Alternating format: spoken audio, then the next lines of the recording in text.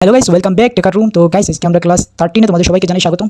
তো গাইস, আজকে আমরা আছি ইথেরিয়ামের 15 মিনিট চার্টে এবং আজকে আমাদের ক্লাসটা হলো এফবিজির উপর অথবা ফেয়ার ভ্যালু গ্যাপের উপর। যেহেতু গতকালকে আমরা অর্ডার ব্লকের ক্লাস করছি এবং অর্ডার ব্লক শিখছি, সুতরাং আজকের ক্লাসে আমরা এফবিজি শিখবো এবং এফবিজির ক্লাসটা করবো।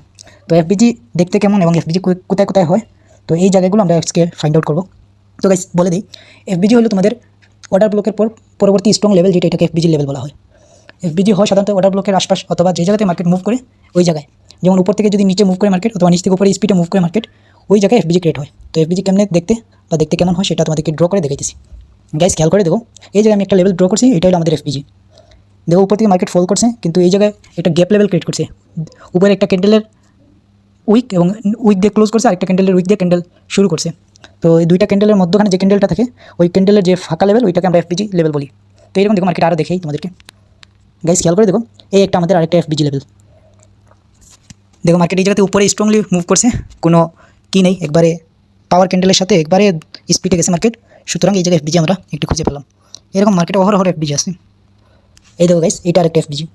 এরকম মার্কেটে যাই দেখবে তাই এফবিজি খুঁজে অভাব হইব না, এফবিজি অনেক এফবিজি মার্কেটে আছে।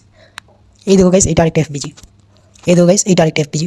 এরকম মার্কেটে গাইস এফবিজির অভাব নেই, অহরহ এফবিজি খুঁজে মিলে। তো এর মধ্যে কোন এফবিজি ভ্যালিড এবং কোনটা ইনভ্যালিড, তো এইটা ফাইন্ড আউটের উপর আমরা ট্রেড নিই।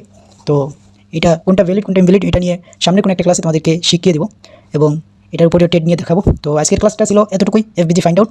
তো আশা করি আজকের ক্লাসটা তোমাদের অনেক হেল্পফুলই হবে এবং অনেক নতুন কিছু শিখতে পারছো এফবিজি, তাও পর ফেয়ার ভ্যালু গ্যাপ কীভাবে ফাইন্ড আউট করা হয়।